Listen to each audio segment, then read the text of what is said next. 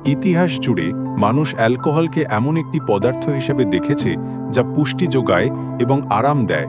অনেক সমাজ এবং সংস্কৃতি মনে করেছে যে অ্যালকোহলের মধ্যে অতিপ্রাকৃত শক্তি রয়েছে। বাইবেল অনুসারে মহাপ্লাবনের পরে নোহ প্রথম যে কাজ করেছিলেন তার মধ্যে একটি ছিল একটি দ্রাক্ষাক্ষেত্র রোপণ করা, আদিপুস্তক ৯ এবং ২১।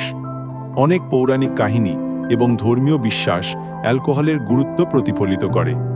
প্রাচীন মিশরীয়রা বিশ্বাস করত বিয়ার তাদের জন্য শুধু একটি পানীয় নয়, বরং দেবতাদের পক্ষ থেকে পাওয়া এক বিশেষ উপহার।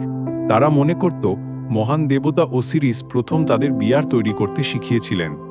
এই বিয়ার ছিল ধর্মীয়ভাবে পবিত্র এবং পুষ্টিগুণেও সমৃদ্ধ। মিশরীয়দের কাছে বিয়ার ছিল দৈনন্দিন জীবনের অংশ, আবার একই সাথে আধ্যাত্মিকতার প্রতীকও। এমনকি রাজাদের সমাধিতে বিয়ার সংরক্ষণ করে রাখা হতো, তারা যেন মৃত্যুর পরেও এই পবিত্র পানীয় উপভোগ করতে পারেন। দেবতাদের উদ্দেশ্যে উৎসর্গ হিসেবেও বিয়ার ব্যবহার করা হতো, যেন তারা খুশি হন এবং আশীর্বাদ দেন।